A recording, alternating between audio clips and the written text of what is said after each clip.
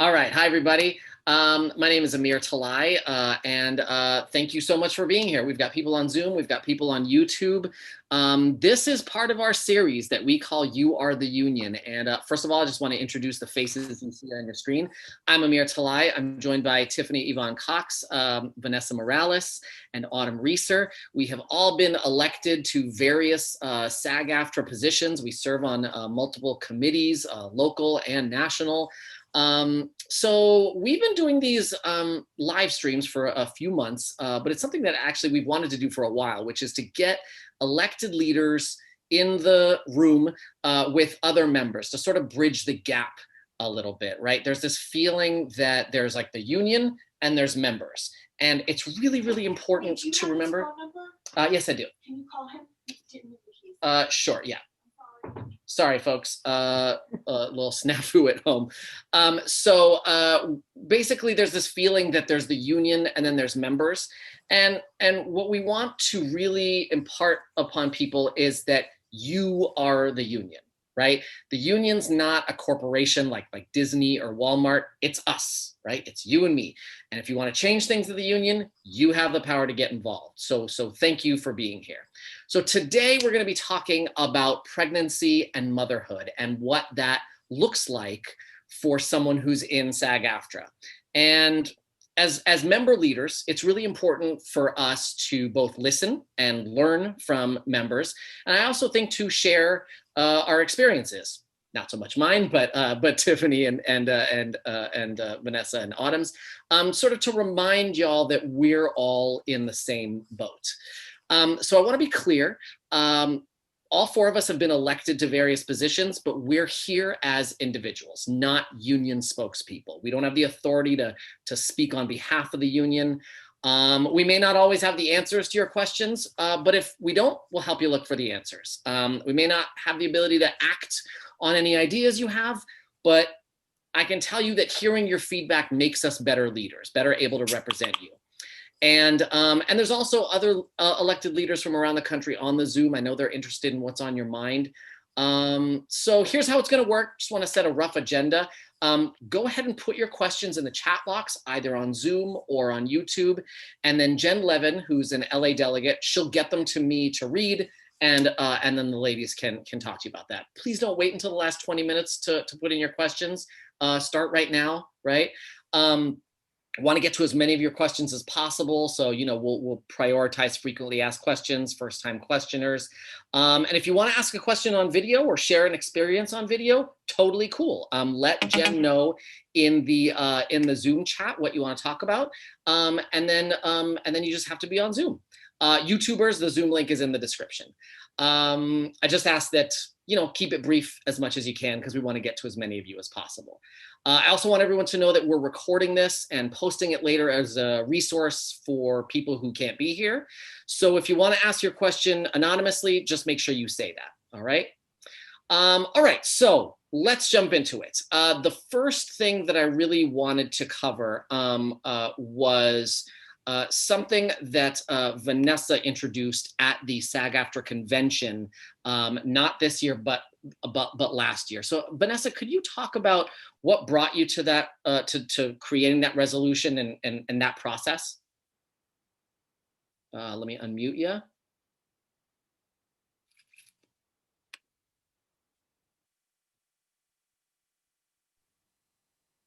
Hello, everyone. Hope everyone's doing well. I apologize if you're going to see me eating an apple in between. Mom life. So anyway, I had this resolution for, I guess it was a proposed resolution for 2019. Basically a resolution to be an advocate for the protection of women and their families. And what this meant was basically we were asking, by we, I mean me and the little mouse in my pocket, me and my baby.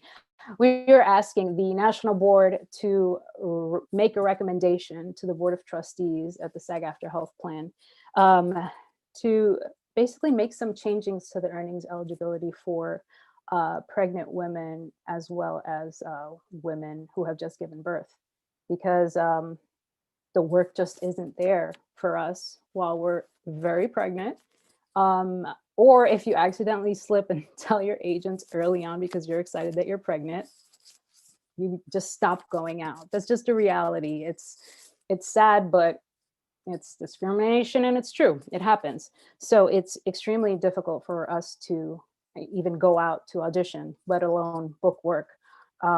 So postpartumly, you're a mess. I mean, a happy, loving mess, but you're just not ready. I think it took me about 4 months postpartum to finally say, okay, you know what? I think I can do a voiceover audition.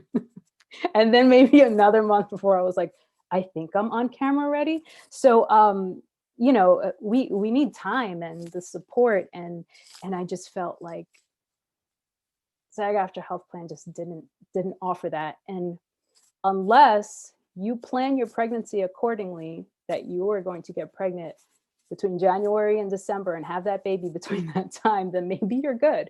But unfortunately, my pregnancy fell in between two eligibility periods. So I think my pregnancy and then postpartum. So it all fell within two eligibility timeframes, and it wasn't easy. I didn't want to get stuck on the phone trying to speak to a million people at the health plan during my first trimester, when I felt like crap just trying to get it figured out, because I knew I wasn't going to meet my requirements, but I wasn't that far off. So yeah, I could continue talking about this, Amir, if you want to. No, so just so that I understand, Mm-hmm. because you were working until you got pregnant, Mm-hmm. but then when you got pregnant, and then when you had just had your baby, there was a huge period where you weren't working. You no longer qualified for health insurance. Is that right? Yeah, I missed the eligibility So, by so like a then couple you of so thousand. so if I understand, if I remember correctly, because I remember voting for this at convention, Thank you. you well, if yeah, I think it was a no-brainer. I think it pretty much everyone voted yes on that one. Amir, you think it was a no-brainer, and our New York local board meeting was different. Wow. Okay. And it So was women. Anyway, oh, the resolution, if I remember correctly, and please correct me if I'm wrong, sure. is that we, the member leaders, were asking the health plan to look at some way to cover, to sort of extend coverage to pregnant women, to women in that postpartum period, and it passed very overwhelmingly at convention, but obviously the union doesn't have control over that, right? That's the health. Right. So do you know where the health plan is with that? I know they did take it under advisement. I don't know if they came down on one side or the other yet. Do you know? I don't know. The last thing I was told was just that it was recommended. They did speak to them, and my resolution specifically stated to recommend to the Board of Trustees of the SAG-AFTRA Health Plan for a 6 to 12 month extension or some type of alternate minimum for pregnant individuals and postpartum care, because that is the time when we need it the most, when we need that health insurance the most, and it's got to be the only health plan that's like, nope, you're not eligible. Yeah, well, I just had a baby.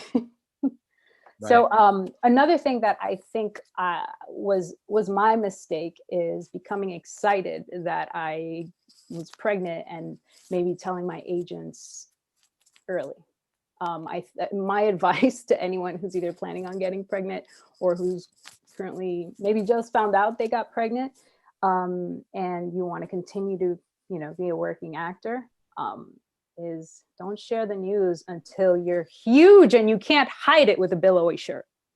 So that's a really awesome question that I'd love to get the other ladies' thoughts on. Would you share that advice, that don't share your pregnancy until you can't hide it anymore? Well, I wanted to speak on that because I think that mothers and women, we say that because we know what happens, but I don't like normalizing that crap. So I completely feel Vanessa, because you do see a difference that happens. Now, my experience was a little bit different. I decided to tell my agents when I started showing. I had a nice bump. Fortunately, I worked a lot while I was pregnant. I had 3 other network television jobs, but the last one that I did book, and this was discrimination. I was pregnant, and unfortunately I had a lot of skin issues that were happening. And I was hired on a film. The hair and makeup contacted me. They asked me if there were anything that they need to know about when it came to sensitivity. I was like, oh, actually, I am going through this thing right now. Here's what the dermatologist said that I can use. Apparently, I shouldn't have said a thing because they felt as if I was a possibility of a liability on set, and they decided to recast the role. And so that is discrimination. Fortunately, SAG-AFTRA was supportive in the sense that they wrote letters to them to talk about it. And it was more so a thing of awareness. If I wanted to take legal action, that would have been on me. This was something of like a lifetime sort of budget. So I wasn't interested in going down that route. And also when you're really pregnant, you have no interest in going down that route. I can't deal with that stress. So, but my big thing was, because people said the same thing to me, Vanessa. They're like, oh, you shouldn't have said anything about your sensitivities. I'm like, BS. We should be saying stuff, because let it be anybody else, any other gender, they can get whatever they want. But it's the fact that many times the majority has not had the experience of becoming a mother or being a mother. They're not as sensitive to those moments and things that we go through. So they're just like, oh, it's an inconvenience for me, so I ain't going to deal with it. So I just refuse to normalize any of this crap. And I would love to find a way within our union and ourselves, like to make sure that support is there.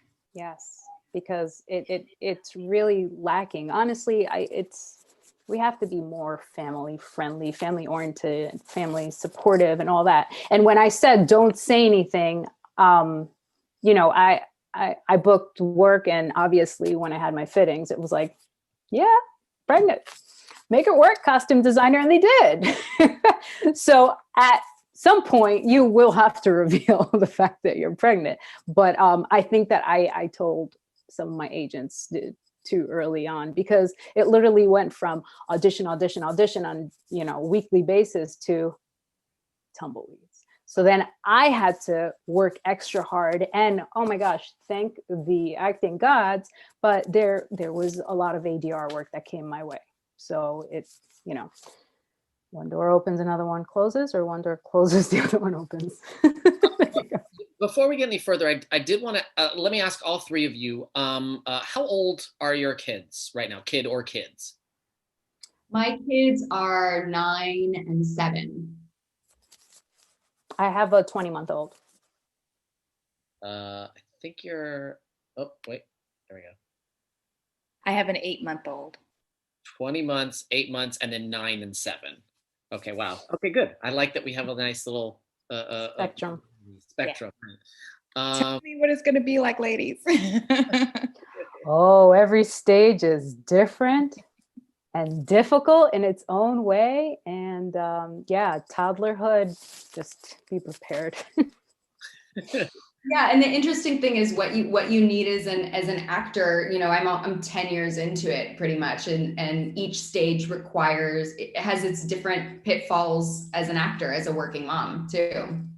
Autumn, how has motherhood / careerhood changed from those first 2 years to like now? What would you say is sort of the biggest difference? Well, the interesting thing is once they get into school, it's much the question of whether you can bring them with you on set or when you travel is really different, because they have their own lives. They have their own schooling. Like when my kids were little, my son was on, by the time he was 1, he was on 24 different flights. That's how often I took him with me. I took him everywhere with me when I was working. And then when you have 2, it changes, because it's a lot harder to travel with 2 babies.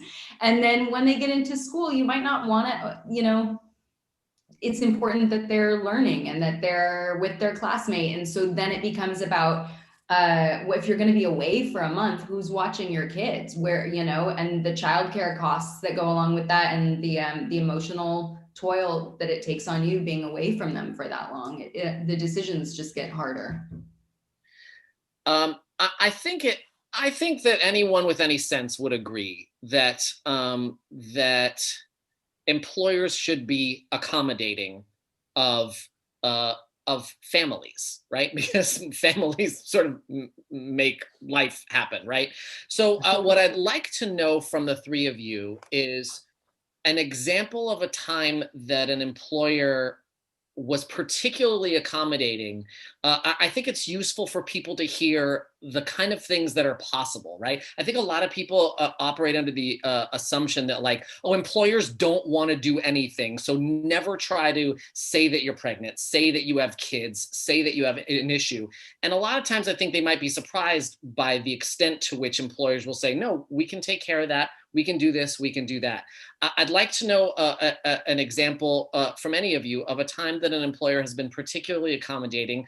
And I'd also like an example of a time that an employer or a casting director has been surprisingly unaccommodating. Of like, really? You can't hang with that? It's so simple. It's simple kindness. Why could you not do that? So do any of you have any sort of anecdotes that you want to share? Let me unmute you, Tiffany. Yeah, and and I'm early into this stage. So more so mine is when I was pregnant. And I have to say that wardrobe was like just so accommodating. I came to set and that's when they learned I was pregnant or when I gave them my sizes. And a couple of things like one was Space Force. Like I mean in that like you probably wouldn't have a pregnant person, but they just made my costume bigger, which I appreciated. So I really felt as if wardrobe was exceedingly accommodating. And then on the flip side of that, it's us in this COVID era where things have changed and where I want to honor somebody's story that they were telling me about. They weren't able to come here today, but they're going to watch the replay. And I had a conversation with my agent of like, okay, how does this work exactly? Because this particular individual was hired out of town. She came in for a portion of the work without her 3-month-old, and she also has a 2-year-old. Yeah. Oh my And God. then, yep. And this is for about a week. Then she headed back. And then she has 3 weeks coming up, and they said the family cannot come. Again, she has a 3-month-old, and this woman's nursing. So back in the day, from when I spoke to my agent, he said it was very easy for the family to come, whether you negotiated for an extra ticket or if you say, I'm just going to buy the tickets, I need my family, and the family comes. Now in this COVID era, there has not been something written in, because also each studio is kind of doing things differently, on how exactly that works. Because right now I know that if I go on set, if it's out of town, I need my 8-month-old with me because I'm nursing. And especially for 3 weeks, I don't have enough milk in the fridge for that or in the freezer. So that's a place where I think us can brainstorm or find a way to highlight that issue, because it's a thing that's coming up for parents, new parents especially too. I guess I have a story for each. When I was pretty pregnant, like I said before, I ended up booking a good amount of ADR work. And it was really interesting to just see the men in the room light up, and all of them just begin to share their stories of when their firstborn came to this world. And that one job made me think, oh my gosh, look at all these mushy men, they're amazing. But they lit up when they saw me big and pregnant, and they shared their stories. And it was such a sweet moment. And every single time they were like, okay, you guys can only go pee on your breaks except for Vanessa. You can pee whenever you want. I was like, man, thanks. So that was pretty cool. And yeah, I feel like wardrobe is always super accommodating. One thing that actually recently happened was that I booked work with my daughter. And in the COVID era, we both have to get tested. So you get tested a few days before, and then you get tested the day of. And, there's the fitting and all that.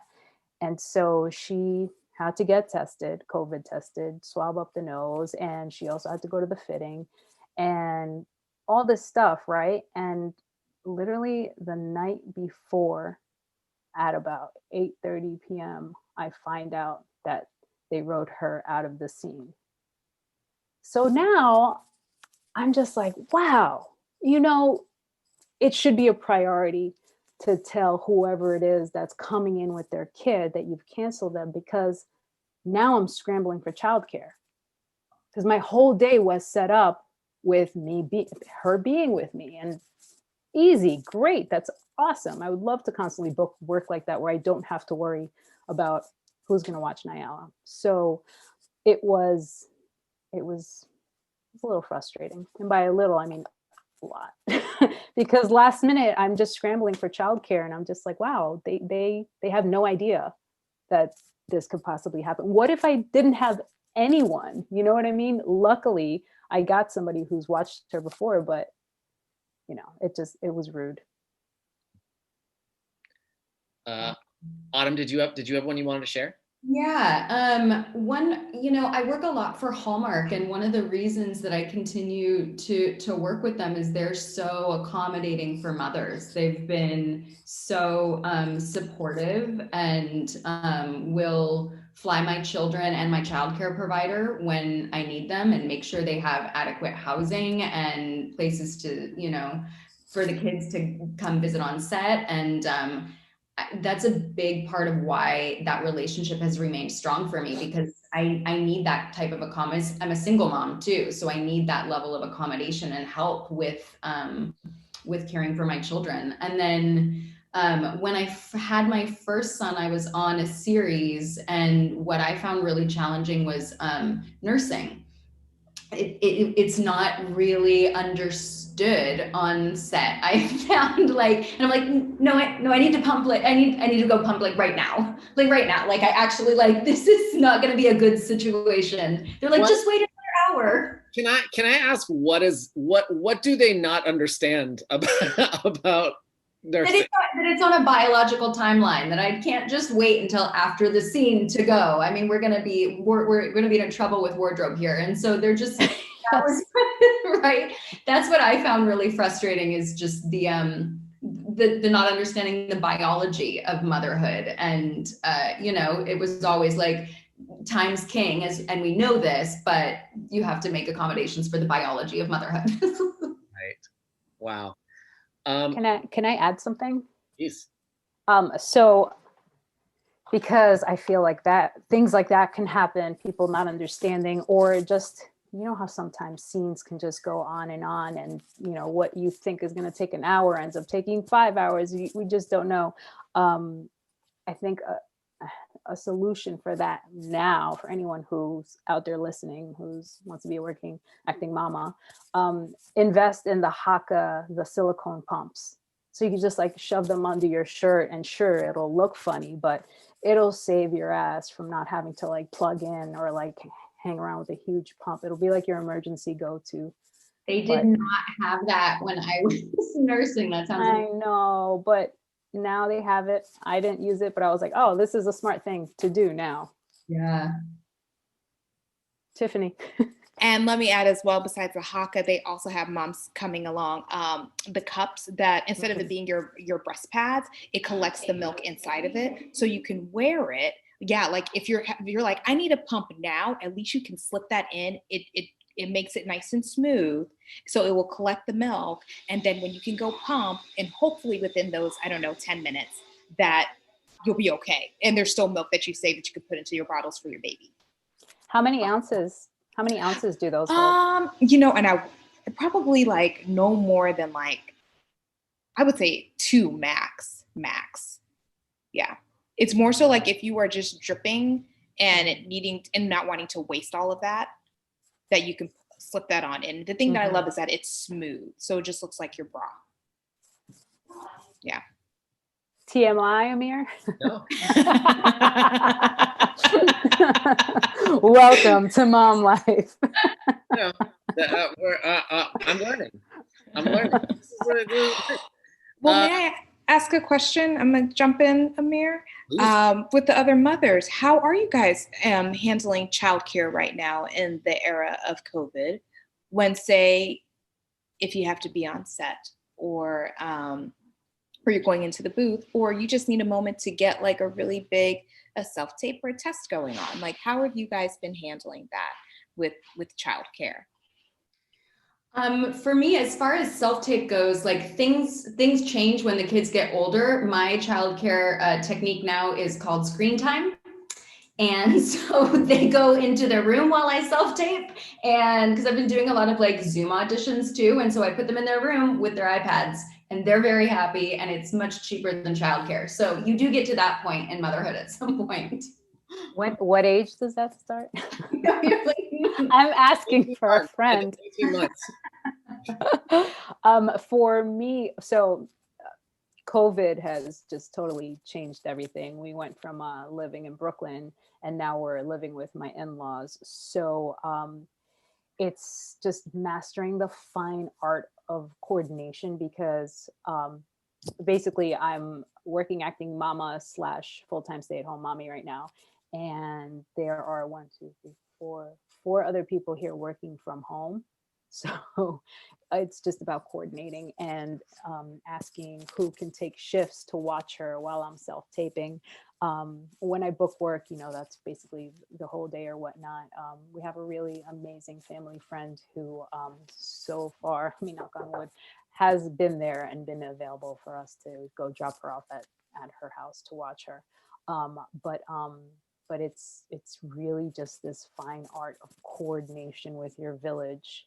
And for instance, tomorrow I have to shoot this 4 scene audition, and the one audition I have to like scream and people are working from home. So I'm like, oh, great. Okay, I have to tell them exactly what time that scene's going to be shot, or else their clients are going to be like, what is happening? 911. And we don't want that to happen.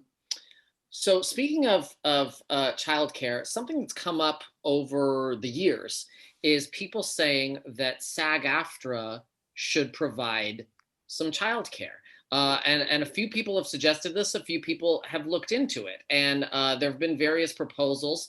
My understanding is, and I know this has come up, so I wanted to answer this the best I could, is that this has been looked into, and part of the problem is that the sort of the licensing and the cost of it has proven a little too difficult for the union to make happen. The other thing too is if you're looking at a city like Los Angeles, if you've got childcare happening, on Wilshire, that doesn't help a woman who is living in the Valley and working in Manhattan Beach if she's got to stop off, at 57 in between. So I know what happened in New York, and I mention this because it comes back to what you were talking about, Vanessa, is that a lot of women in New York a lot of actresses in New York started to make connections about childcare and built that sort of village. So do y'all have any thoughts on ways to do that, right? If you're a new mom, which I guess two of you are, how do you build that healthcare or that childcare village? Well, it's so interesting because everything pre-COVID is probably not going to be relevant, now. But, oh man, Nyala used to live on the subway with me and basically racing cross town for me to like go drop her off and have a friend who was maybe working at like some fitness center or a yoga studio watch her for like the hour while I ran cross town to go audition and come back. So if anyone ever got hit in the back of their legs with a stroller, I apologize because I was trying to make my audition on time. That said, oh man, mothers have to work at least 10 times harder than any other actor out there who doesn't have kids. So if you are childless and you get an audition, you better kick some ass because there is somebody else doing a million things to just try to get to work on this audition.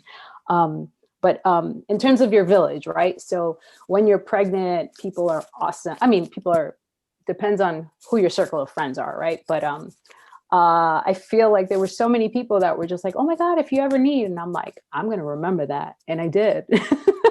So you're just like, hey, so remember that time? Are you going to be over by 34th Street at such and such time? Because it wouldn't even be about having to come to my apartment or my house to watch her. It would be about just meeting up right outside of the audition building and then watching her while I ran in and ran back out. But like I said, now in the time of COVID, it's different because it's all about self-tapes. And yeah. I don't know if I offered anything. I'm sorry. No. I think that's useful. Tiffany, what are your thoughts on that? Yeah, because I have this wonderful image. My baby was born like right when quarantine happened. March 15th it happened. Baby came like 2 weeks after that.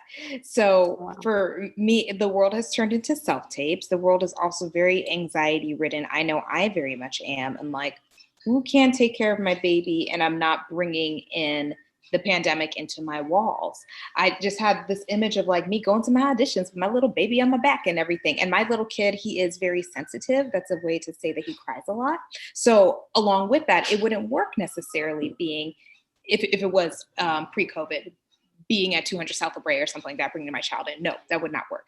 So with all of that said, fortunately, there are 2 individuals who are probably even more paranoid than I am with this pandemic, and they don't go anywhere. So I'm very thankful for those individuals of when, like, there was one day I had 2 commercial auditions, like back to back. And my husband works from home. So I was like, you know what, we need to call him in. He's got to come in. I asked him if he could come in and help out in that way. So I feel like I'm slowly building my village. My mother, we don't live in the same state. She has flown in and stayed for, thank God we have a great relationship. She has stayed for like months at a time just in order to help me out so that I can have a moment to do my art and also just to have time for myself. And that's been helpful because I feel as if right now it's kind of hard to expand out besides just being online and Zoom. And I need to like just get to know people a little bit more before I go and open up my home to them. And I haven't met them in person. So it's a little bit hard to build that community I thought I was going to. But by gathering my resources and just being really honest with people where I'm at, like, this is what I need you to do. Have you taken a test? Do you mind getting tested? And then we can figure something out. And when I do get back into town, I have a family member who plans on coming 3 times a week as well. So then that's the place too. We're just, I feel like there's a bit more planning that's happening now than what I would have done in the past, just to make sure I have something consistent and the baby has something consistent, because that's really helpful so that he also knows the routine and that individual who's helping out knows the routine too. That's great. That's great. I've got a couple comments from YouTube. Tamberla Perry said, I said something about my pregnancy, I'm assuming, and all of the casting directors welcomed me with open arms, but it does depend on your comfort level. Keena Ferguson said on YouTube, the last show I was on, I was nursing and my baby was 6 months old and they were very accommodating, flew my husband in and out to be with me while I was shooting. I was so grateful. I think if I'm hearing this correctly from you 3 and from these 2 comments, is that you might be surprised at how welcoming people will be. You might be surprised at how accommodating people can be. And so don't assume that you should hide what accommodations you need. You should hide whatever health condition you are in, right? Whether you're pregnant or thinking about getting pregnant or any of that stuff, you might be surprised. I want to talk now with Erin Stegeman, who is a friend of Jen Levin's, and we wanted to bring her on because she had a really interesting experience. Erin, let me ask you to unmute, have you start your video. And Erin, hi, welcome. Hi, thank you. So excited to be here. You shot a commercial recently under circumstances that are very unusual. Will you tell us about that and take us through it? Maybe not the long version, but the short version of it. Sure. Well, I too gave birth during the pandemic. I have a toddler who just turned 2, and then I have a 5, almost 6 month baby girl. So it's a full house. Thanks. Busy. I've been nodding my head along to all of you ladies, like, yeah. So my whole family booked a Facebook messaging commercial early on in the pandemic. I was 36 weeks pregnant. And so we shot, it was kind of one of the first, commercials to be done with Zoom. Like they were just starting to come back to everything. And it was directed by the Gondry brothers, which was kind of a cool experience. They did Eternal Sunshine. That's the film they're known for. And so we had to have a Zoom through in our home. And yes, yeah. Even though it's for Facebook messaging, we still use Zoom. Maybe I shouldn't say that, but that's what we did. So it was an interesting experience in that. So it was our family. They wanted a pregnant shot. And then my son was also in it, who was like not even a year and a half at the time.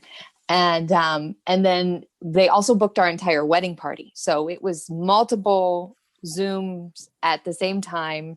It was crazy. It was a crazy commercial, but just speaking to the topic, even though I'm at home, I still had to clock in hours on set, and I still was 36 weeks pregnant and had a year and a half old baby. So, I had a lot of communication with my agent and with the production team around what I needed. And because of the nature of the technology, there were several times where I had to speak up and say, hey guys, I need to sit down. Like I'm tired. Or, like my son had certain hours that we said, like, they asked us like, what would be good hours for him to film your segment.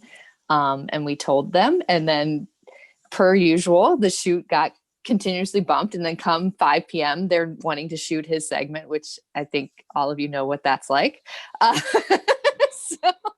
And they're like, just, can you get him to smile? I'm like, no, no more. So yeah, I mean, just I'm not exactly sure what specifically you want me to highlight, but that experience.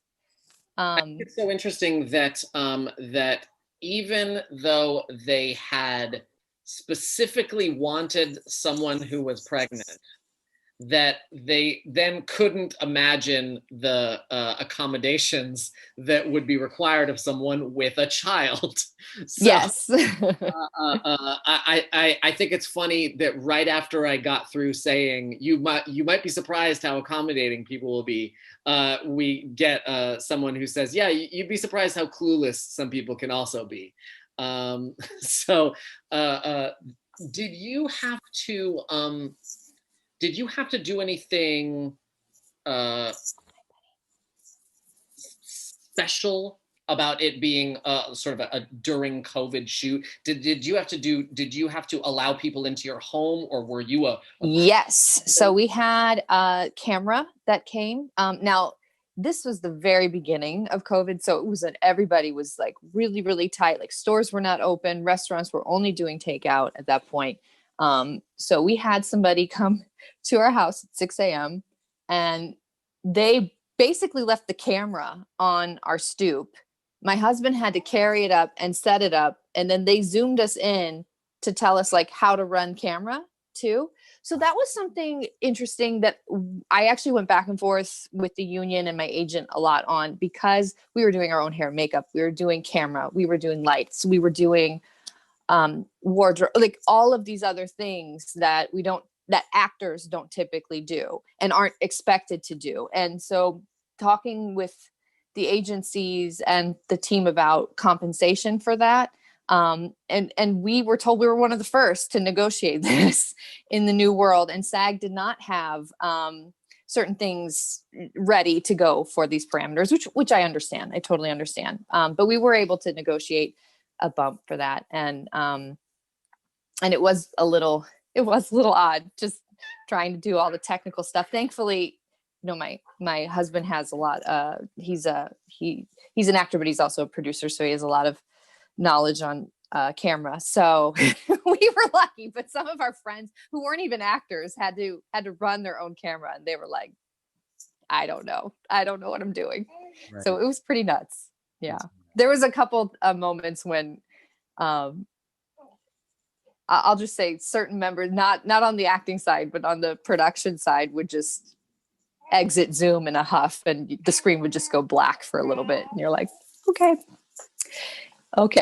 Everybody was under a lot of stress. And I think we were the last of that series of commercials that day. It was a little nuts. Wow. Yeah. That's wild. That's wild. I can't even imagine that shooting 4 people in my own home. And that's incredible that you were able to do that. Thank you so much. Thank you. Thanks so much for sharing all of that, Erin. Thank you. Fantastic. And thank you for being here. I hope you don't go anywhere. I hope you stick around. But I will. Yeah. Thanks for being here. Awesome. That was great. So let me ask.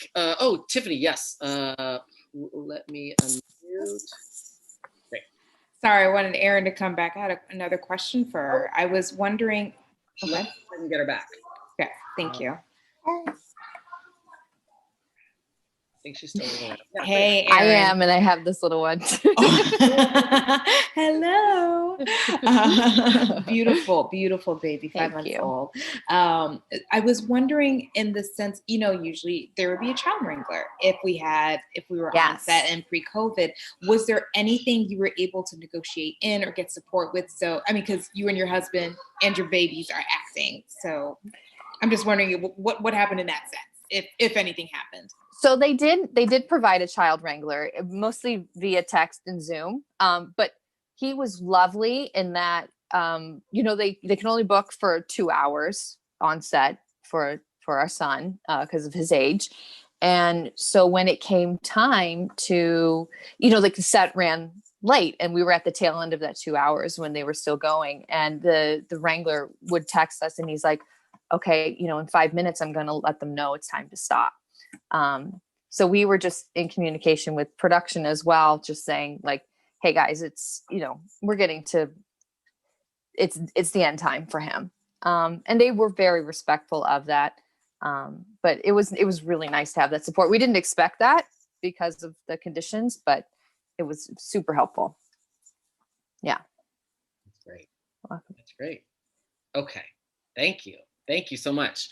All right, so I wanted to ask our elected member leaders something that I've been hearing, and I'm not sure that you'll be able to speak to this, but maybe you will. It sounds like something that's really important, well, for all actors to do, but especially for mothers to do, is to ask for what you need, right? How do you recommend that members ask for what they need when they don't feel comfortable doing that, when they don't feel like the conditions exist for them to do that? What do you suggest they do if they don't feel comfortable? Tiffany. I'm really fortunate and thankful for my reps, because anytime that I've felt uncomfortable or something just seemed off on set, I can call them in an instant. Even that means like, oh guys, I got to take a bathroom break. I'm gonna go call my agent. And they don't mind being that voice to negotiate or bring up or even give me the language to mention something. Because like I noted, I when it was brought to my attention, this thing that a friend of mine had going on with her working out of town, I was like, let me call my rep and find out, what do we do if and when that comes about? And we got to talk through it. And what he said, there has not been a precedent for him to have to deal with it as of yet. But he said, this is where my brain is going on how we deal with this, Tiffany. So that's where I'm able just to be really honest and frank with somebody that I know well, so that then at least I get to practice the language there if I need to go back and speak to them, or they can be my person that brings it to the attention of the powers that be. That's great. That's great. Vanessa, I'm unmuting you. I second what Tiffany says. I mean, you booked it, you're there. I don't see why you would feel uncomfortable in sharing your voice and, asking for what you need. But yeah, that's why having, reps who know you, who get you, who are just really great at just representing you.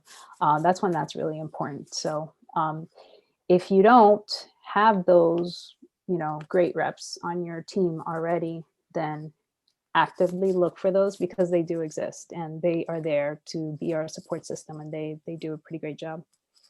I suspect that all three of you are at the sort of guest lead and above level. I wonder if it would be different for people who are doing background, for people who are doing co-stars, who may not. Well, first of all, the background people don't have agents for their background work. I have to admit, I'm not totally clear on the relationship with their sort of background booking agents that they have. But even, co-stars, which is something I have more experience with. When I was a co-star, I didn't always feel great about contacting my agent and being like, hey, they're not being cool to me on set, or something like that. Have any of you had to go to the union and or is that something that you had your reps do? Whenever you might have had an issue, or maybe this isn't something that y'all have had the misfortune of having to deal with, which is okay. I haven't had an issue, but speaking to maybe the background people, there's usually always a union rep, so maybe you can speak to them if there's something that maybe the PA isn't helping you with. Of course, it's not like, oh, you want to go to craft. Everything is so different now. I can't even speak post-COVID because I'm like, nope, there's like no craft, and there's trucks, and there's. Yeah. We'll be back. We'll be back shooting. We'll be back shooting. I mean, I know Autumn's been shooting for like the last few months. No, but now craft services, at least when I booked work during the pandemic, it's different. It's like food trucks prepackaged, and so that's why I said that's different. But yeah, get in touch with your union rep, who's usually on set checking things out, if you feel uncomfortable and you feel that you're not at a level to really say something to anybody else. Yeah, I mean, when Autumn was talking about, that breastfeeding has to happen on a schedule, right? Well, it's easier for Autumn to talk to the first AD and be like, hey, this has got to happen. When you're doing a lead on a Hallmark film, as opposed to a background person who needs to be like, hey, I got to go do this right now. That's harder, right? Tiffany, go ahead. Yeah, and this kind of goes back to my point from before, because I know there is a lot of fear when it comes to actors of like, and also being on a producing end, like you see, and you're like, sometimes, at least when I'm creating my content, I'm like, I just need the actor to show up and do their thing. And so then we feel as if like, oh, me actor, like I can't say anything. But we're there for a reason and a purpose, and I feel like we all need to start standing in our power, because when we do that, it sets a precedent for the future and for everybody else how to stand up for yourselves. And I feel like I've learned a lot, and even when I worked background. So just a little bit of background history. So with my agents, I've had them since Chicago. They have an office in LA as well. It's a little bit different in Chicago, where you would find that the same folks who are doing co-stars and guest stars also pop in and do background. It's a very different world than LA and possibly New York. So while there, and I did some background work, I still didn't feel as if I was losing my power, because it was just, you were another actor that was a part of this thing that just was not the lead. So if you needed something, and I felt as if when something happened and I needed it immediately, I spoke up immediately. And that just took away from a little bit of the tiptoeing and then feeling as if you're losing your power, because hopefully and most likely they need you while you're on set. They're not going to go and change up and find a new person and have a whole new wardrobe thing and all that jazz. And usually as well, if something is dangerous or you have a reasonable request that is coming through. If you are pumping and you're about to leak out, you need to, if you're background, you need to let somebody know what's going on, because then it's like, oh, there's the girl with the 2 spots on her shirt. What's happening there? It just makes it even worse. You got to speak up early on. Also, a little trick I found is this, finding like somebody on my team. like somebody in production that is on my team, because then I feel as if I can check in with them and be like, hey, who would be the person to speak to this person about that or whatever. It, like having just a little bit of that, I feel as if is helpful for me. Yes. When you say finding someone on your team, you mean someone who works in production who just kind of. Yeah, well, I feel you. I got you. Your shirt's cute. We start chit-chatting, whatever. Maybe I'm able to slip you my phone so you can take some photos of me while I'm doing my thing. You know, like somebody that I'm slowly building a little bit of a rapport with, where if I need something, I feel as if that's just a little trick for myself where I feel comfortable going to that person if something was going awry or I had a need and I felt a little bit nervous asking. Yeah. Yeah. So I have an anonymous question that I don't I even understand. So I'm going to ask it, and hopefully you will. Did your agents want you to set up a Coogan account so you could work with your baby? Anyone know what that is? Yes, that's a Coogan is a trust account that all child performers need before they book work, because they need to transfer 15% of the money so that the parents don't steal their money and they have some money when they turn 18 or 21, whatever it is. So yes, you have to set up a Coogan trust account for your child if you plan on having them work. And Autumn, did your reps ask you to do that? Did you ever think about doing that? Have you done that? Oh, Autumn's muted. Let me. Thank you. Yes, I did with my second son. Yeah, we set up a Coogan account for him. Yeah. And was that difficult? It was a little complex, but I think I actually went through the union for information on how to do that. And it was actually pretty easy to find and follow. There were just quite a few steps. Okay, great. Yeah. I love that. So Autumn, I have a question for you. Now that you have older kids, I don't know, and Tiffany, Vanessa, if you have thoughts on this, I'd like to hear them too. But Autumn, now that you have kids who are a little bit older, how has having kids impacted the material that you choose, if at all?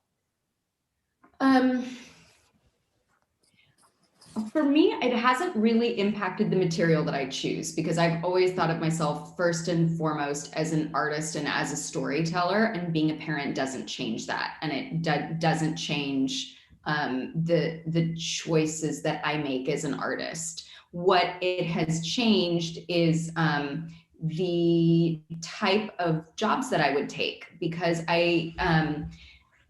being away from my children for a long period of time, like there was a period there where I had to tell my agents, you can't send me out for things that are out of town, because my life, I had just had a second child, and where my marriage was at the time, my life was much too complex for me to leave it. And so I do think it affected, there's a couple years there where it affected my work in that way. But I think that's kind of what it is when you become a parent. You're balancing two worlds when you become a parent and you're also an artist. And there you have to make choices, especially when you add multiple children into it. There were times where I've had to just go, I cannot go out on that audition tomorrow because of my children's needs at night. Like I had a child that wasn't sleeping at night, and then I had a child that was waking up really early in the morning, and just the reality of balancing those two worlds was too much. So at some points you have to realize, like, there are things that will have to give, and you have to, what I've really learned through being a parent and an artist is grace.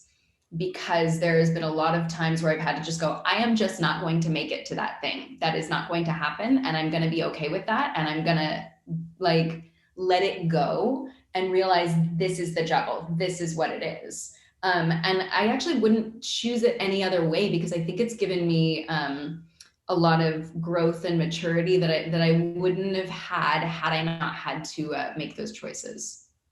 That's so interesting. So it's not about motherhood hasn't changed the content of what you're willing to do. It's more about the practicality of it, of like where you're willing to go. And so let me ask you, has that been difficult with your reps when you tell them, I'm not going to that audition tomorrow? Like, how difficult has that conversation been? I have lovely reps and they've completely understood my situation. I've been with my reps for a long period of time. And so they've been with me on this whole journey. And so they've really been supportive. But yeah, there were a couple of years where, you know, it's not ideal when they work to get you an audition and you just go, that's not going to happen, because you know, they would send me something at 8 p.m. for 10 a.m. the next morning, and I wouldn't even see it until noon the next day, because I'd be awake with both children and feeding them and managing them, and I'd look at it and go, there's no way. So I had to actually set a boundary and say, if you send me anything after 6 p.m., I am not going to look at it. Because I couldn't, because I had to be there for my children. My children were so young and demanded a level of presence in order for me to be a good mom. And that had to be okay. That had to be okay with me, first and foremost, for me to express that, and for it to be okay with my reps. But like you create the boundaries for your career, and you create what works for your life, and nobody else is going to know that other than you. And you have to get right with yourself about what works for you, and then communicate that to your team. That's great. That's great. I mean, I know in my experience during COVID, reps and casting have generally become a little more understanding of people's sort of personal situations, right? Because there's this sense of like, it's a crazy world and we're all going through a lot of crazy stuff. But I'm curious, talking to newer moms, Vanessa and Tiffany, has that been your experience, not so much with COVID, but through your pregnancy and through your infants, living with your infants? Have you found that same level of like, hey, it's okay, from your reps of like, I get it, you know, it's complicated, it's all right if you pass on that, I get it, this and that?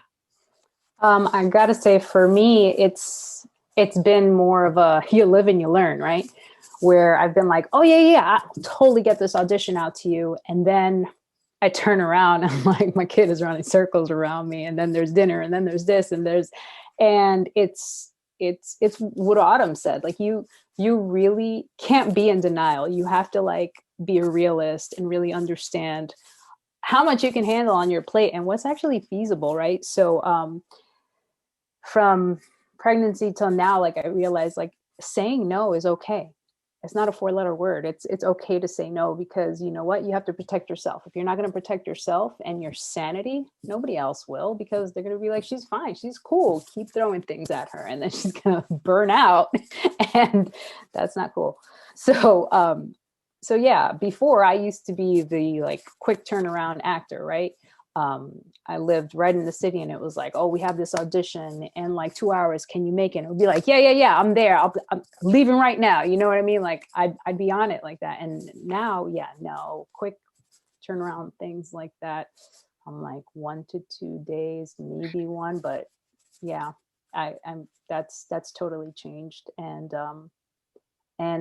I think having a child did actually change the type of work that I choose to do, because I don't know, I'm in this like interesting box, so to speak, where I do get sent out for some things that may be a little bit more racy than other things, right? So you know, then I have to ask myself, does this help move the story along? Is this something that I would be cool with my daughter knowing that I did? And how does that make me feel? You know, like, yes, it does come back to you. Like, you know, what do you ultimately really want to do, and how do you want to feel? And so in that respect, I guess I can say I'm less thirsty. I'm less thirsty, and I'm much more picky about the work that I want to do and what I want to put out there to, you know, be a good example. Not that I wasn't leading, you know, a good role model life before, but now I'm really careful. Tiffany, I'm unmuting you, but I just want to say y'all can't see this because the chat is private, but the chat's blowing up after what you said, Autumn and Vanessa, about getting right with yourself and how that's the most important thing. I think that's really resonating with people, and even not being a mother, like I I get that, right? So thank you so much for saying that. I think that's really important. Could I say one more thing? I sign up with like all these whatever apps that I use during pregnancy and for parenting and all that. And the other day there was this amazing article that I read because it follows through, like, they know I have a toddler now and she's 20 months old and where she should be at in terms of speaking and all that. So the article is basically about the word no, and how at this point your toddler may love to say the word no and everything's no, no, no, no, no, which happens. I think every kid goes through that no phase. But they said not to tell them to not say it, because no is the most important word in the world. And I thought that that was so interesting. And I was just like, it really is. Like, being able to say no and being okay with saying no, I know from my own experience has taken me a lot of work. And you don't want to be a yes ma'am or a yes sir, and just saying no is okay. Right. That's Yeah, I mean, there's that book, the Year of Yes, and saying yes Mhm. to new experiences, and yeah, that's very smart. But I also think, yeah, what you're talking about is understanding your worth and your boundaries and what you're willing to put up with and what you're willing to put out there, right? Yeah, incredibly valuable. Tiffany, let me unmute you. Yeah, go ahead.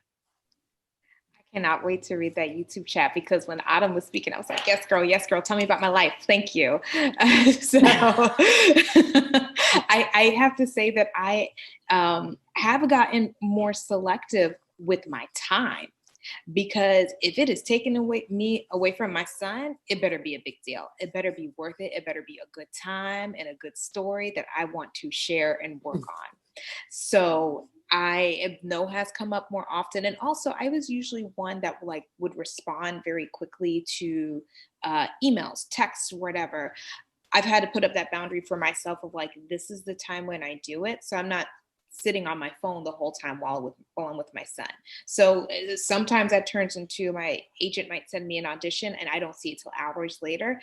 I'm still going to take the time to read and make sure it's something I want to do, and then hit confirm that I'm going to do this audition. And I realized the world has not crumbled and they still love me, which is incredible. I wish I had done that before I was even pregnant. So women who are pregnant or thinking about having children know that you can start this trend now. And along with that, even just how I do auditions has to be faster. My little guy was not the best sleeper. He would do these 30-minute cat naps. And that meant that that's when I get to do my audition. And imagine if I had a situation like Vanessa where I got to scream at one point in the scene, I'm going to be planning out my scenes to do the first 3 that are normal and the last one that screams. And really, you only get to do one take, because you took the 30 minutes to do that, and then you still got to go and edit it while you're nursing your baby and sending it out to your agent. So the time, again, that's along with my time. How am I spending my time, and is it worth it to do all of that? Thank God I still love acting, because the fact that trying to juggle all this with the little one, it's my time to have a lot of fun. And also it's time for me. So something that I've allowed myself to is, usually my husband, who is a fabulous actor now, he's a business analyst, but he's become a really great actor. He's your reader. But I've actually decided to up-level my game a little bit, since I'm really working on getting it done in just 1 to 3 takes each scene, and going ahead and using a little bit of me time and going out with somebody somebody who is COVID safe, and taping with them. And that's a little bit of Tiffany time. So I'm not worrying about my baby, but that means I'm finding somebody at 7 a.m. to do it for me in the morning, which I appreciate, and thank you to the friend who has done that for me. But that's also another way to just take some control back and some more me, Tiffany time that I do have to give away to my son. So, yeah, That's great. Awesome. Keena Ferguson said on YouTube, the material and the kind of work I want to do has changed now that I'm a mother, and the work has deepened in a new way. Look at all those nods on the work has deepened. That's great. Does anyone want to speak on that, or will we just let the nods? Okay, yes, go, please. So I remember when I was pregnant, I had a fellow actor tell me, Kent Jackman, he said, what I was very visibly pregnant on set. He said, once you have this baby, it's going to change your whole world, but especially your acting, in the best way possible. And I remember that. And it's amazing how he just hit the nail on the head, because it is so true. You almost have this deeper well to dig from for all types of emotions, because gosh, I think if you want to become a better actor, you should give birth to a baby. Seriously, go give birth. Have a baby and give birth, and you will become a much better actor. Because I'll get on it. Get on it, Amir. No, seriously, you have just much more patience. You learn to have much more patience, because you have to. If you don't have the patience, and if you don't remember that this is just a baby and you are the baby's teacher, then you're going to crumble.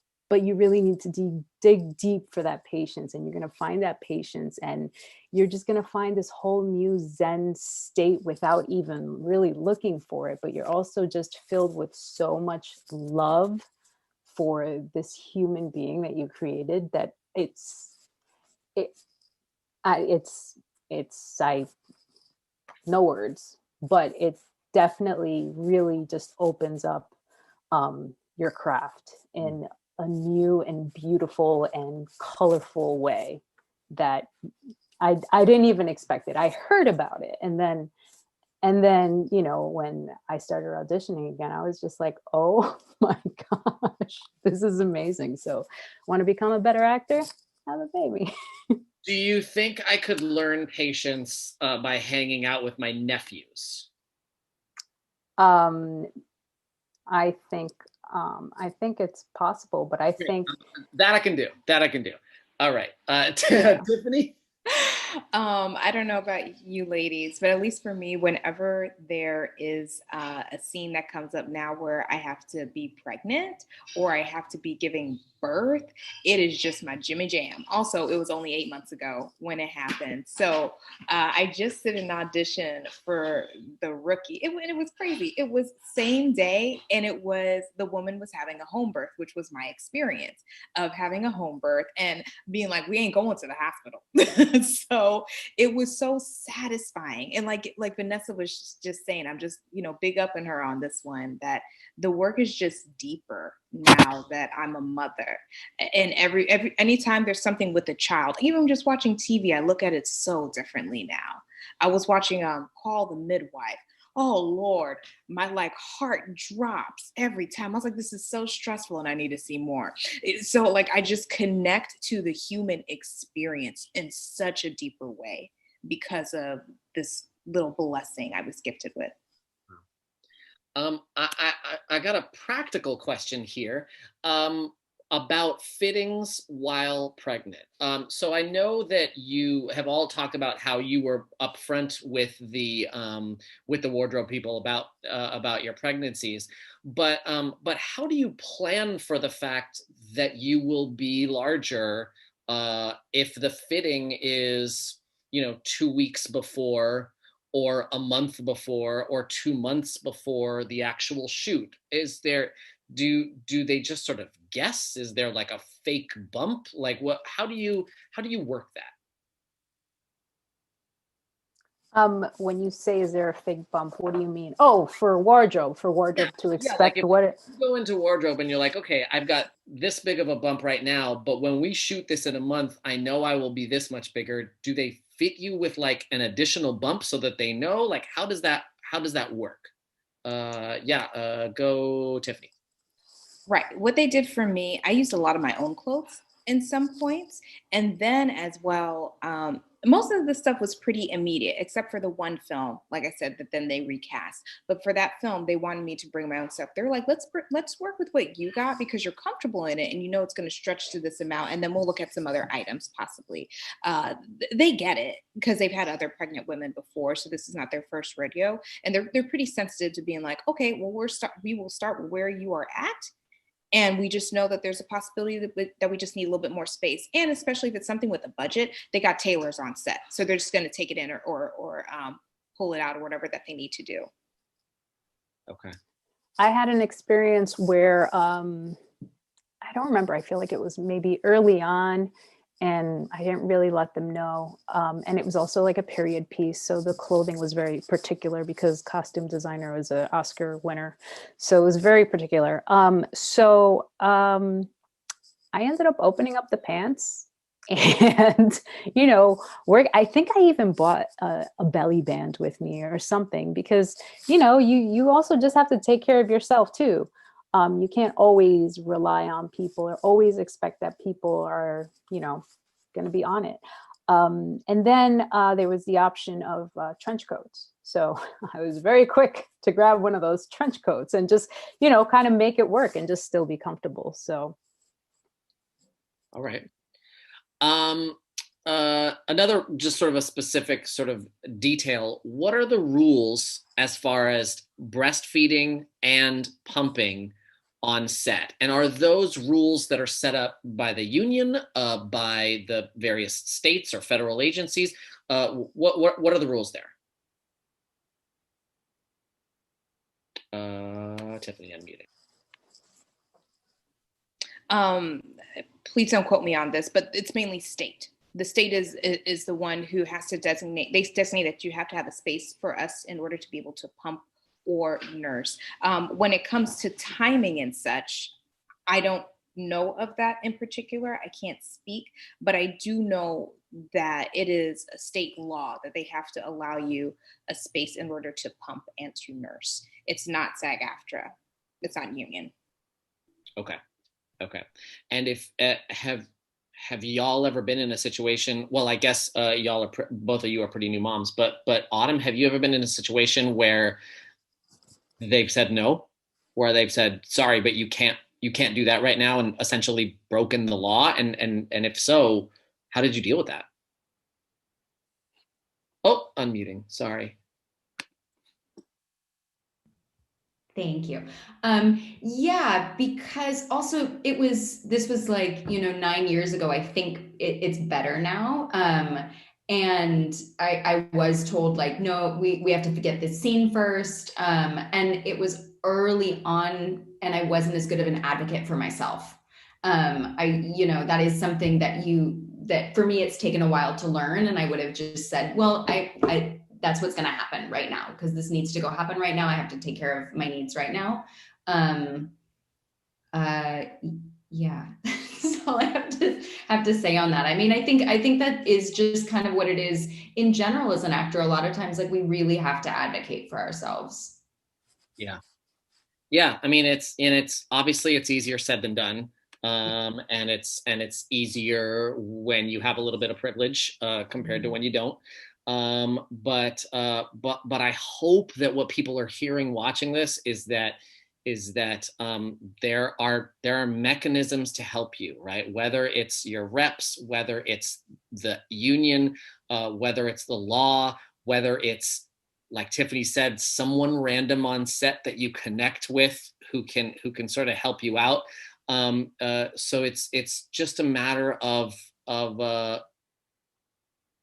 understanding what you need, so that you can ask for it, right? And like y'all have said, getting right with yourself, right? I mean, I think that in a way sort of applies to what's been coming up a lot lately with auditioning in the time of COVID, right? Which has nothing to do with pregnancy, or doesn't always have anything to do with pregnancy, which is that sometimes casting is coming through and being like, hey, can you do this self-tape and get it in 90 minutes, right? And it's like, we have to be able to, at a certain point, say, no, I can't do that, because I know that I can't do that, as opposed to, yes, and then I'll figure out how, right? And again, much easier said than done, easier to do when you have some privilege. But you've got to maybe talk to your reps when you get that 3-hour turnaround on a self tape, and say, you know what, I'd love to, but I can't do 3. Would you take it in 4? Right? Can you call casting and see if they would give me 5? Because if you give me 5, I can give you a really great self tape. But if you give me 3, I can't do anything, right? And I think that's something, like I said, that's something that applies not just to people who have kids, right? That's for all of us. So I think people are just really sort of interested in your experiences, and we're not getting a ton of questions. And I know you're that a few of you are, oh, hi Ducky. I know that a few of you are sleep training. So I actually don't mind ending a little bit early if we have to. But is there anything that any of the three of you want to mention or offer, or an interesting experience that you feel bears mentioning before we wrap up here? I mean, I think we've had a freaking great conversation. I don't feel like you need to say anything more, but I'm fascinated. I think you're all obviously such experienced, interesting people that I could listen to you forever. I don't want to take your time. Oh, sorry. Please, maybe for like first time moms, don't break the bank buying all these new baby things, because you literally use some things, I don't know, sometimes twice, maybe 3 times. So if you go on Facebook Marketplace or someplace like that, you can just find it for super cheap or maybe even free. So if you're worried that, you don't have your finances right to buy all the new stuff that you need, you don't need new stuff. Lysol it, wash it, sanitize it, and you'll be good to go. Sometimes it's not even used because people get so much stuff for their baby showers and then they just give it away. That's great advice. And you don't even have to be SAG-AFTRA to follow that advice. Tiffany, did you want to throw something in? Yeah, definitely. I love the mama hack. So I'll add in a couple too. There is this thing on Facebook called Buy Nothing, and you find it by your area. So for example, I'm in Atwater Village. So the area, it's called Buy Nothing Atwater. And when I tell you, there are some jogging strollers that are going for free, up a baby strollers going for free, a multitude of items, even pumps and such like that. The Spectra, is it S2 or S1, the one that's rechargeable, which I got the rechargeable one, so I was like, I need it on set so I don't have to plug anything in. So yeah, if you feel as if you didn't get something at the baby shower, don't go and buy it. Just wait, because it's going to come on Buy Nothing, or it's going to come from a friend, or it's going to come from all of these mommy groups, which is what I was going to add as well, because there's a really great Facebook group. Oh, I'm about to call it wrong. Ladies, if you know it, SAG-AFTRA commercial, Moms in the Commercial. I'm saying it incorrectly. Jen, are you there? I'm not Jen, in it. you're not in it? Y'all need to get in it. Jen knows it. She posted it. If she can, she'll put it in the chat. Okay, awesome. It's like SAG-AFTRA commercial moms. I'm saying it incorrectly. It's really for those who just go for the mom category, but obviously there's a lot of moms in there. And when I tell you the amount of information that is available there in so many different ways, like if we go into the talks about healthcare, and especially those who have just added on a person, and that kind of changes your world a little bit. Or when we did go in person, things about EDD, there's just so much information for mothers in that Facebook group for our union members. I say everybody needs to join it. Great. Autumn, last minute hacks. Let me unmute you. Great. Mom hacks, go. I have a last minute hack, but I have a funny story about being an actor mom. Great. So I don't always bring my kids to set because it's just, boring, but like I'll bring them on location with me, but I won't always bring them to set. But I brought my youngest onto set for the first time, and because we were having a fair, it was a fairground scene, and I was playing a barbecue chef. And so they got to like ride the Ferris wheel, and like it was a great day. It was a great like introduction to here's what mommy does for work. So I go in for parent teacher conferences like maybe 2 weeks later, and his teacher's like very excited to meet me. She's like, "Oh, I'm so excited. Your son says that you're a chef and you work at the fair." Like he had no idea that I was an actor. He thought that's what I did for a living. That's great. That's hysterical. Fun little moment that you never think about when you first are becoming a parent as an actor, but it was delightful, and I wanted to share that. I'm unmuting you, but real quick, the name of the Facebook group is SAG-AFTRA Commercial Actresses in the Mom category. So look for that on Facebook. It's a great group. It's meant for union members. I'm not sure if they if they check your card before you join the group. I'd like to see more union spaces be made for members and future members, as opposed to like member only spaces, because I think that's a good way to sort of welcome people into the process. But I don't know anything about that group specifically, so yeah. Right. I have no clue if they check your card. But what I was going to mention was just, I was like, oh, why don't I say what my agent shared with me? Because this could be a conversation with other people's agents. So something, and I haven't had this experience as of yet, again, is that he talked about when you need to travel and how a lot of times the studios or networks, they don't want to pay for that extra ticket. So as we know that it depends on what type of ticket you get, depending on the distance. So it could be coach, it could be business. If, for example, you get a business ticket, what can happen is you can say, hey, I'd like to bring my child or my husband or whatever. If the ticket, like getting 2 coach tickets is cheaper than the business, they'll get you 2 tickets. So that's a little bit of a hack that can be used in the case of traveling somewhere and needing to bring your family. That's a little bit of leverage you can give for yourself. And just, I want to reiterate again too, since we're in the time of Corona, having the conversation with, well, one, audition and you don't have to tell them your business. They don't know if you have a boyfriend, girlfriend, partner, or kids or whatever. So you audition, you book the thing. Once you book the thing, if you share your needs, and that includes bringing your child, who's, I don't know, 2 weeks old, you get to negotiate that. They don't get to fire you because of that.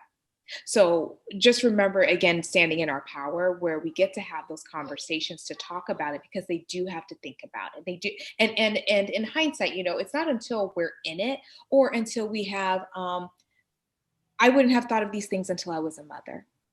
And when they came up with the COVID protocols, which I think they did a really great job with. And then we learned later on of like, oh, shoot, I guess we need to think about that. And that's how us as union members help members. And when we bring these things up, we get to find the right channels of who to bring it up to and share that, like, hey, this is what's going on. Is there any way that we can fix this?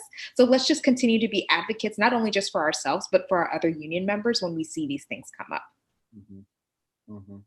That's great. Yeah. I mean, I think that's probably the theme of this whole series, right? You are the union, right? So let's think of our union as this village, as this community, not as this building on a hill that occasionally helps us. No, it's us. The union is us, right? Okay. So I want to wrap up just a couple things before I thank the three of you ladies, because this has been fantastic. I wasn't going to mention this, but because someone left a comment, I wanted to be transparent about it. Someone said, I love that a man moderated this discussion. And I was actually very nervous about this because I was like, is it my place? But in having this conversation, what I've realized is like supporting people who are pregnant, supporting moms is supporting families, right? And this should be something that not just women care about, right? So I'm so grateful to the three of you for sort of welcoming me into this space and allowing me to pepper you with these questions. I've learned a ton, and to any men who are watching, like, yo, this is your responsibility. Get in this conversation. And when I say get in this conversation, I mean, be interested, not offer a whole bunch of opinions that are uninformed. Be interested, ask questions, right? That's what I did. I asked a lot of questions. That's what I'm good at. So Tamberla, thank you so much for saying that. That's very kind of you. Just a couple things to wrap up. I have a couple like favors to ask of everybody who's watching. We'd love some feedback on this stuff. We've been doing this for a few months. We've been trying different things. We want to make it as useful as possible for members. So let us know what you thought about this. Leave us comments, send us emails. Is there something that you think our next You Are the Union should be focused on? And then secondly, please go to your social media and let your people know that you just watched this, right? This was an unofficial live stream put together by some SAG-AFTRA leaders. let your people know what you thought, right? Hopefully you found it productive. Hopefully you found us, receptive and engaging. But if not, hey, share that too. And then, tag us, don't tag us. I don't care. What I really want is for people to know that, look, our union's official activities right now, yeah, they're mostly restricted to that sort of the essentials, right? Contracts, safety, negotiations. But there are still member leaders like us and others who are doing what we can to connect with and represent fellow members, right? So again, you are the union, right? If you want to get more involved, hit us up on like Instagram or whatever. And again, just thank you so much for being here. Most of all, I want to thank Autumn. I want to thank Tiffany. I want to thank Vanessa. Your experiences have been so fascinating, so valuable. I know people have gotten something from this. I just know it. So thank you so much for your time. Thank you so much to Jen for helping put this together. She's a whiz behind the scenes. Y'all have no idea. I have nothing else to say. Anything else you three want to say, or shall we just sign off? Thank you. You did such a great job moderating. Thank you so much. Agreed. Thanks for having me. This was fun. All right. Agreed. Thank you. Thank you all so much. This has been great. I really appreciate it. All right, everybody. Have a good evening and good luck on the continued sleep training. Thanks. Break legs. Bye, guys. Bye, everybody. Bye.